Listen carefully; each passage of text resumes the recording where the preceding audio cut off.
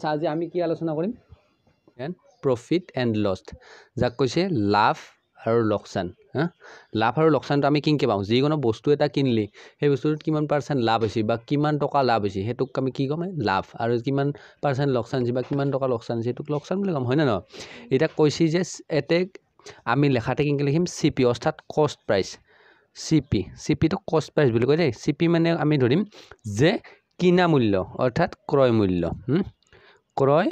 মূল্য এটো ক্ৰয় মূল্য বলি যিকোনো বস্তু এটা কিনলি যেটো আমি মূল্য দি কিনিম হেতু সিপি বুলি ধৰিম আৰু এই সিপি টো আমাৰ থাকব কিমান % 100% থাকব হা এটো বস্তু আমি গম পাম যে 100% কোনটো থাকব ৰে সিপি অৰ্থাৎ যেটো আমি কিনিম যে আমি 100% টকা দি কিনিম হিয়াক 100 টাকা দি কিনো চাই 200 টাকা দি চাই 10 টাকা দি কিনিম হেতু আমাৰ থাকব 100% আৰু তাৰ পিছত আমি বস্তুটো কি কৰিম বিক্ৰী কৰিম অৰ্থাৎ এসপি সেলিং প্ৰাইস হয় ইয়াক কি কয় বিক্ৰী মূল্য বুলি কম এই বিক্ৰী মূল্যটোত আমাৰ লাভ আৰু লোকসান অৰ্থাৎ প্ৰফিট আৰু লছ থাকব অৰ্থাৎ লাভ আৰু লোকসানটো এখনেতৰ মাজত থাকব বুজি পাইছো তাৰ পিছত আমি এটো চেপ্টাৰতে পঢ়িম এটা ডিসকাউন্ট বুলি কৰিম অৰ্থাৎ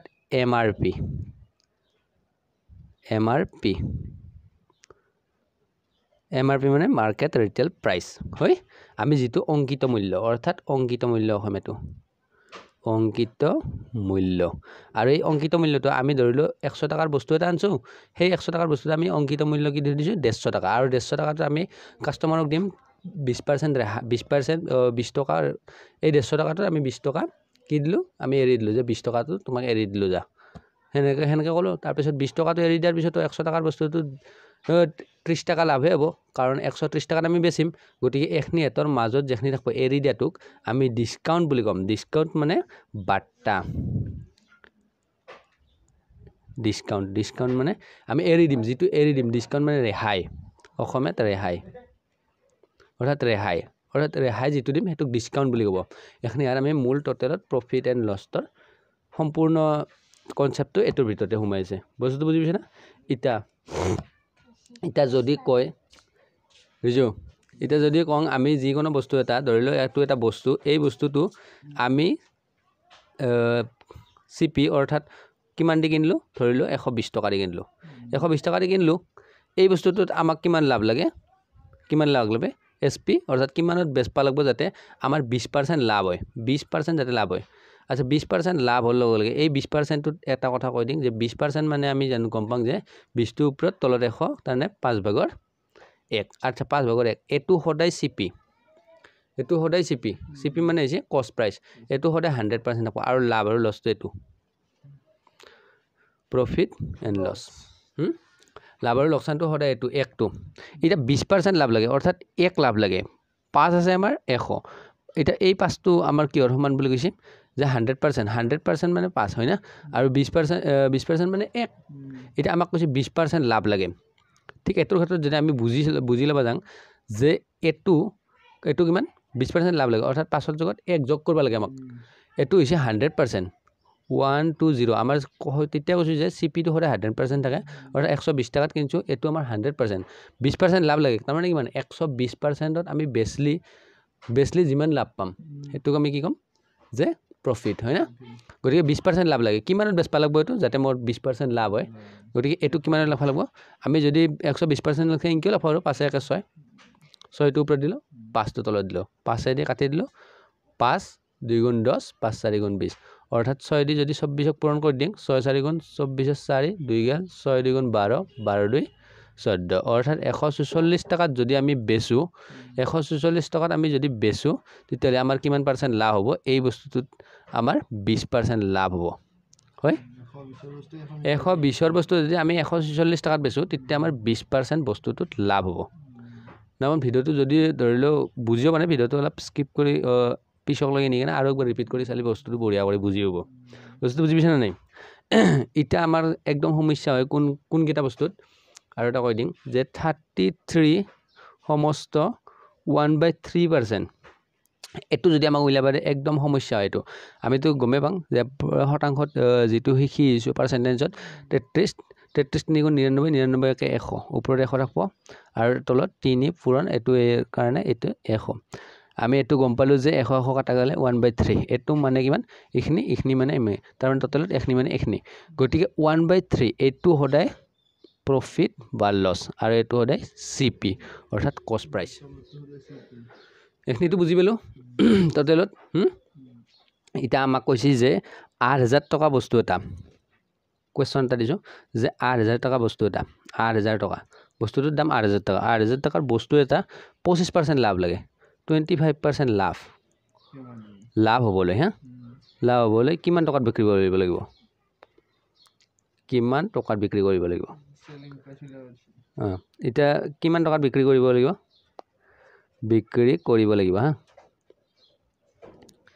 কিমান টকাত বিক্ৰী কৰিব লাগিব যদি 8000 টকাৰ বস্তু এটা 25% লাভ লাগে মই তেতিয়া কৈছোঁ যে 25% আগতে উলিয়াম 25% মানে আমি জানো 4 ভাগৰ 1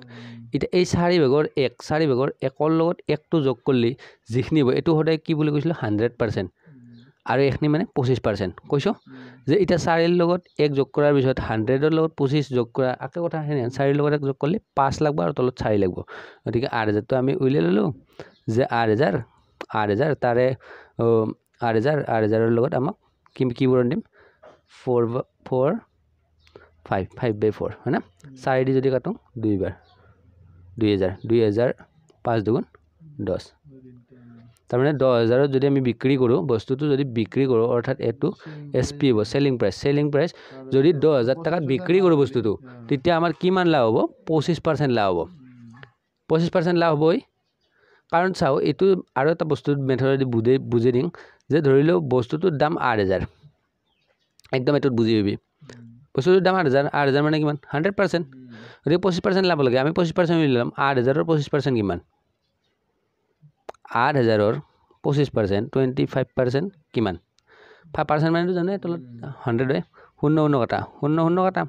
গতিকে 8 দি 80 দি 25ক 25 4 গুণ 100 8 দি 2000 হয় না 200 আৰু এটো শূন্যৰ কাৰণে 2000 গতিকে 2000 টাকা যদি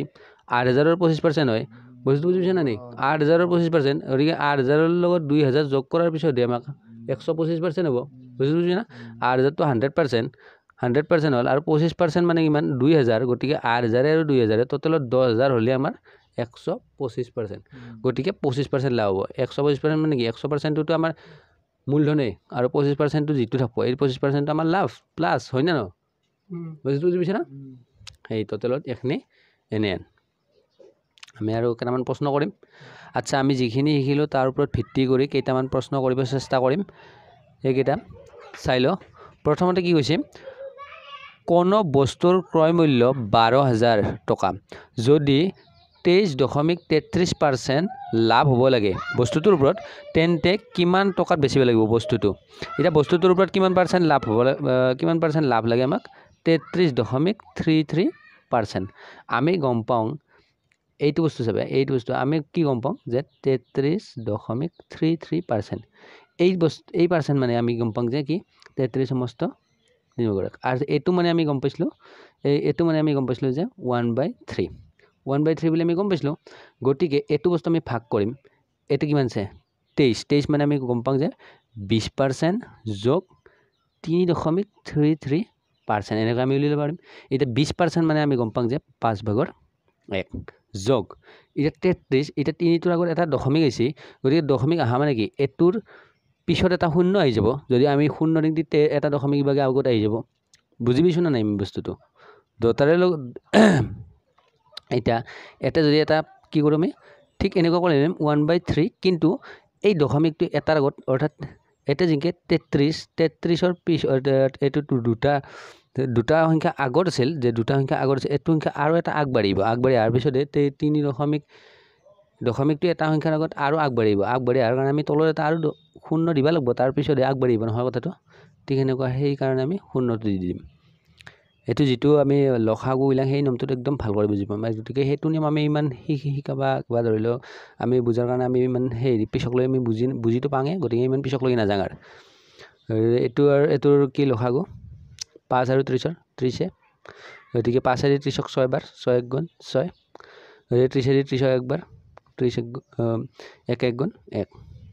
গতিকে কিমান হল 7 আৰু তলত 30 গতিকে আমি কি কম এটুক প্ৰফিট বা লছ বুলি কওঁ আৰু এটুক CP অৰ্থাৎ কষ্ট প্ৰাইচ বুলি ধৰি লওঁ কি কৈছে কোনো এটা বস্তু ক্ৰয় মূল্য অৰ্থাৎ 30 মানে কিমান এটু গতিকে ইমান % লাভ হ'ব লাগে গতিকে 37 আৰু ক্ৰয় মূল্য এতে লগত লাভ হ'ব লগা হলে এই 7 লাভ হ'ব লগা হলে কিমান 30 ৰ লগত 7 যোগ কৰিলে 37 হ'ব লাগিব গতিকে কি কৈছো আমি যদি আমি ৰেশিও সিস্টেমটো একবাৰ কৰি দিম এটা ৰেশিও সিস্টেমত প্ৰথমতে কৰি দিম প্ৰথমতে এইটো আমি আগৰ নিয়মতে কৰি দিম যে 12000 পূৰণ 30 ৰ লগত 7 যোগ কৰিলে 37 আৰু তলত 30 0 0 3 দি 3 4 গুণ 12 দুটা শূন্য হয় এটো যদি আমি কিমান কি বুলি কয় SP উলিয়াইছো দে সেলিং প্ৰাইসটো কি 0 0 4 7 গুণ 28 8 2 গেল 4 3 গুণ 12 12 2 14 অৰ্থাৎ 14800 টাকা লাগব এটা যদি আমি ৰেশিও সিস্টেমত যদি কৰো এটো কি হ'ব CP আৰু এটো SP CP মানে ক্ৰয় মূল্য SP মানে বিক্ৰী মূল্য এটা ক্ৰয় মূল্য আমি কিমানত কৈছো 30ত বিক্ৰী মূল্য আমি কিমানত কৰিম 30 ৰ লগত 7 যোগ কৰাৰ পিছত যেটো আমি বিক্ৰী মূল্য পাম 37 গতিকে 30 যদি আমাৰ বিক্ৰী মূল্য কিমান আছিল 30 যদি 1200 12000 37 কিমান আমি গম পাম যে 30 সমান 12000 গতিকে 37 ইকুয়াল 12000 30 পূৰণ 37 0 0 এটো 400 ঠিক হেনেকুৱা পজিশন হৈ গল 400 পূৰণ 37 সমান 400 পূৰণ 37 মানে কিমান 14800 যোনটো নিমত কৰিলে গো এই একটা উত্তৰ হ'ব দুটা সেম এটিকে আমি নেক্সট কোৱেশ্চনটো আমি কৰিব চেষ্টা কৰিম যদি কোনো বস্তু কি কৈছে 1200 টকাত বিক্ৰী কৰাত বিক্ৰী কৰাত বুলি কোৱাৰ লগে লগে এইটো আমি বুজি পাইছো বিক্ৰী মানে কি SP সমান কিমান এবাৰ 1200 বিক্ৰী কৰাত 20% লাভ হয় 20% মানে আমি গম পাং যে 5/1 লাভ হয় অৰ্থাৎ এবাৰ বিক্ৰী মূল্যটো আমি কিমান লিখিম 6 5 1 6 তাৰ মানে এইটো বিক্ৰী মূল্য SP সমান কিমান 6 গতিকে 6 সমান কিমান আমি লিখব পাৰো যে 1200 গম পালো তে ক্ৰয় মূল্যটো কিমান অৰ্থাৎ 5 টো কিমান হচ্ছে এবাৰ 6 যদি 12 5 সমান আমি এটো ডাইৰেক্ট এনকেও কৰিব পাৰো যে পূৰণ 6 টো তলত যাব 5 টো ইলাম গতে 5 পূৰণ 6 দি 6 2 গুণ 00 গতিকে 1000 5 2 গুণ 10 দুটা শূন্য 1000 ওলাই গেল আমাৰ উত্তৰটো গতিকে আমি কি কৰিম আৰু এনেকে যদি আমি এনেকে নকৰো যদি এনেকে কৰো 1200 পূৰণ হয়না এবাৰ কি দিছে এই বিক্ৰী মূল্য বুলি কৈছে বিক্ৰী মূল্য CP উলাব লাগা কি কৰিম বিক্ৰী মূল্যটো কিমান দিছে 6 5 1 6 গতিকে 5 উলাম 5 6 দি 6 2 গুণ 12 5 দি 5 2 গুণ 10 আৰু 0 পাইছে না এটো আমাৰ বুজি পাইছ না নাই নহয় এটো পূৰণ কৰছো 5 2 গুণ 10 আৰু দুটা শূন্য গতিকে 1000 সেম হলছে উত্তৰটো গতিকে আমি বুজি পাব লাগিব প্ৰশ্নটো মাত্ৰাতে বুজি পাম যে কোনটো কৈছে বিক্ৰী মূল্য কৈছে না ক্ৰয় মূল্য কৈছে ক্ৰয় মূল্যটো সদায় মনত ৰাখবে এইখিনি আৰু এইখিনি যিখিনি হ'ব লাভ বা লছ থাকব আৰু এইখিনিৰ লগত আমি যদি এইখিনি ক্ৰয় মূল্যটো যোগ কৰি দিম এটো বিক্ৰী মূল্য হৈ যাব আচ্ছা এবাৰে এটু কি কৈছে কোন বস্তুৰ বিক্ৰী মূল্য কৈছে বিক্ৰী মূল্য 66300 আৰু ইয়াত 27.5% লাভ হৈছে অৰ্থাৎ লাভ হৈছে দে তেন্তে ক্ৰয় মূল্য কিমান এটা 27.5% 27.27.5% মানে কিমান 27 টো আমি লেখা পাৰো যে 25 টো আকলা কৰি দিও আৰু 25% যোগ 27 ৰ পৰা 25 গেলে 2.5% এটো 25% এটো 25% বুলি ধৰিলো এটা দশমিক হৈছে গতিকে তলত এটা শূন্য বাঢ়ি যাব 25% মানে কি গম পাম 1/4 যোগ এটো 1/4 কিন্তু এটা দশমিক আহাৰ কাৰণে তলত এটা শূন্য বাঢ়ি যাব এতেব বুজি পাইছো 40 আৰু 4 ৰ লসাগু 40 4 দি 40ক 10 বাৰ 10 1 গুণ 10 40 দি 40ক 1 বাৰ 1 গুণ 1 গতিকে 10 1 11 আৰু তো 40 তাৰ মানে কিমান ইমান পাৰ্সেন্ট 11 তো যিটো কৈছে লাভ বুজিছো না 11 তো কি লাভ বা লোকসান গতিকে আমাৰ কি কৈছে ইমান পাৰ্সেন্ট শুন ইমান পাৰ্চেণ্ট লাভ হৈছে গতিকে 4 ৰ লগত 11 যদি আমি ৰেচিঅ' সিস্টেমত কৰোঁ যেটো SP এটো CP এবাৰ SP দিছি CP উলাবা দিছি SP কিমান দিছি যে ইমান বিক্ৰী কিমান কৈছো 40 আৰু 11 51 হয় 40 আৰু 11 কিমান 51 আমি বিক্ৰী কৰিছো 51 আমি বিক্ৰী কৰিছো আৰু CP অৰ্থাৎ কিমানত কিনছিলো 40 51 ৰ মানটো কিমান দিছি 51 সমান 66 আৰছত 300 ঠিক এটো কিমান 51 সমান 51 সমান 66 300 বুজিছো না আৰছত এটা 40 ইকুয়াল 66 300 divided by 51 into 40 হয় আচ্ছা আমি এটো কি কৰিম কাটাকাটি কৰিম গতিকে কাটাকাটি অলপ ডাঙৰ হৈ গল সংখ্যাটো কিন্তু আমি একদম ইজি মেথডত কাটাকাটি কৰিম আচ্ছা এটো অলপ ডাঙৰ হৈ গল এটো যদি আমি কাটাকাটি কৰো 51 দি 51 13 গুণ 13 বাজিব একটো কাটাকাটি কৰি মিলাই চাবা এটো 51 দি 13 বাজিব গতিকে আৰু এটো 0 দি এটো আৰু এটো আমি পূৰণ কৰিম 0 দি 0 4 দি 0 0 0 0 4 দি 7 গুণ 12 4 দি 4 1 গুণ 4 হাতে যায় 1 দি 5 52000 অৰ্থাৎ 40 মানে কি আছিল অৰ্থাৎ CP 40 মানে আমি কোনটো CP ধৰিছিলো গতিকে CP মান কিমান 52000 ঠিক এনেকৈ উলিয়াম লাষ্ট দুটা প্ৰশ্ন আছে এই দুটা প্ৰশ্ন আমি শুদ্ধ কৰাৰ কাৰণে চেষ্টা কৰিম আছে এই দুটা প্ৰশ্ন আমি কৰি কেনে ভিডিওটো সমাপ্ত কৰিম কোন বস্তুক 46000 টকাত বিক্ৰী কৰিলে 15% লাভ হয় তেন্তে ক্ৰয় মূল্য কিমান 15% লাভ হয় তাৰ মানে কিমান 15% মানে 15% মানে আমি জানো যে কি 15 ওপৰত 100 তলত গতিকে 5 দি 3 5 দি 20 হয় এটো তাৰ মানে কিমান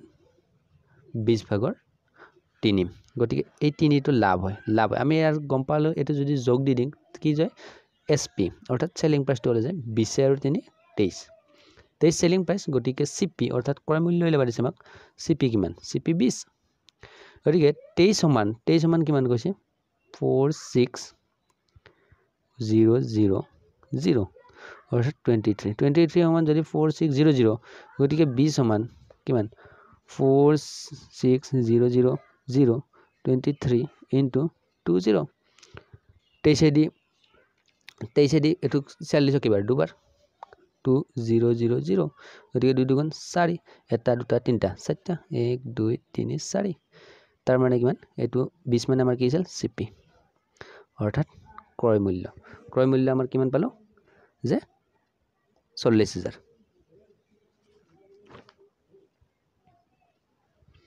ঠিক আছে এটো আমি কৰিম বাৰে এজন বেপাৰীয়ে 1 লাখ এটো আমি কোনো এই মান নধৰা কৰি আমি উলাবৰ কাৰণে চেষ্টা কৰিম কি কৈছে কিমান পাৰ্চেন্ট বিক্ৰী কৰিলো এটো আমি কেনে কৰিম এটো মান নধৰা কৰি আমি উলাবৰ কাৰণে চেষ্টা কৰিম কেনকে ৰেচিঅ' মেথডত বা ধৰিলে আগৰ যেটো মেথড দেখাই দিছিল আমি হেতু মেথডত কৰিম এজন বেপাৰীয়ে 1,25,000 টকাত বস্তু এটা কিনিলে ইয়াৰ 4 ভাগৰ 3 অংশ অৰ্থাৎ এখনে 4 ভাগৰ 3 ভাগ কৰিছে তাক 8% লাভত বিক্ৰী কৰে আৰু বাকিখিনি কিমান পাৰ্চেন্টত বিক্ৰী কৰিব লাগিব যাতে টোটেলত এই বস্তুখিনিত টোটেলত 7% লাভ হয় 4 ভাগৰ 3% তাৰ মানে কি এই টোটেল বস্তুখিনিক আমি কিমান ভাগ কৰিছো 4 ভাগ কৰিছো 1 2 3 4 এনেকৈ কৰি 4টা ভাগ কৰিছো এনেকৈ কৰি 4টা ভাগ কৰিছো এটো এটা ভাগ এটো এটা ভাগ এটো এটা ভাগ বা এটো এটা ভাগ 1 ভাগ 2 ভাগ 3 ভাগ 4 ভাগ এই 4 ভাগ কৰিছো গতিকে 4 ভাগৰ 3 ভাগ অৰ্থাৎ 4 ভাগৰ 3 ভাগ আমি কিমান কৰিছো কিমানত বেচিছো সমান 8%ত বেচিছো আৰু ইটো 4 ভাগৰ 1 ভাগ 3 ভাগ গলে কিমান 1 ভাগ থাকব কিমান পাৰ্চেন্টত বিক্ৰী কৰিম যাতে দুটা মিলি অৰ্থাৎ প্লাস কৰি দুটা প্লাস কৰাৰ পিছত টোটেলত 7% আমাৰ লাভ হয় টোটেলত 7% লাভ হয় গতিকে 7% লাভ হলে 4 গুণ আমি গম পাও 4 গুণ 28 টোটেলত কিমান পাৰ্চেন্ট লাভ হব 28% 4 আছে না টোটেলত 4 ভাগটো যদি 7 দি আমি পূৰণ কৰি দিং 4 গুণ 28% আমাৰ মুঠ লাভ লাগব মুঠ গতিকে 3 ভাগ যদি 8% কৰি বেছোঁ অৰ্থাৎ 8 পূৰণ 3 পূৰণ 8% সমান কিমান 8 গুণ 24 গতিকে 28 পৰা 24% যদি গুচি যায় কিমান থাকিব 4% বাকি থাকিব 28 পৰা 24 গ'লে গতিকে যেটো 1 ভাগ থাকিব এই 1 ভাগটো যদি 4% যদি পূৰণ কৰোঁ 4% হ'ব গতিকে 4% আমি কিহত বেছব লাগিব বাকিখিনি 4%ত বেছব লাগিব যেখিনি 1 ভাগটো থাকিব হয়নে নহয় গতিকে এইটো উত্তৰ কোনো আমি ফৰ্মুলা নালগা কৰে আমি বুজি লৈ কিনে কি কৰিলো কোৱেশ্চনটোৰ সমাধান আমি কৰিলো এইটোৱে আৰু 4% কাৰণ আমি গমে পাইছো যে 3 ভাগ কিমান 8% বেছিলো 8 গুণ 24% আমাৰ লাভ হ'ল আৰু বাকি 1 ভাগটো টোটেলত কিমান আছিল 4 গতিকে 4 7 গুণ 28% আমাক লাভ হ'ব টোটেলত মুঠ গতিকে আমি কি কৰিছো 3 ভাগ 8 গুণ 24 গতিকে 28 পৰা 24 গলে 4 আৰু যি গতিকে 1 ভাগ আছে এই 4 টুক আৰু ভাগ কৰিব লগা নাই 4 1 গুণ 4 গতিকে 1 ভাগটোক 4% আমি লাভত বেছ পালাব গতিকে আমাৰ টোটেলত 28% হ'ব গতিকে উত্তৰটো আমাক হেতু কৰে যে টোটেল কিমান 7% হৈছে কিন্তু আমি লাষ্টৰ ভাগটো কিমানত বেছিম 4% লাভত বেছিম এটোৱে বাস ভিডিওটো যদি চাই ভাল লাগিছে লাইক আৰু শ্বেয়াৰ আৰু কমেন্ট কৰিব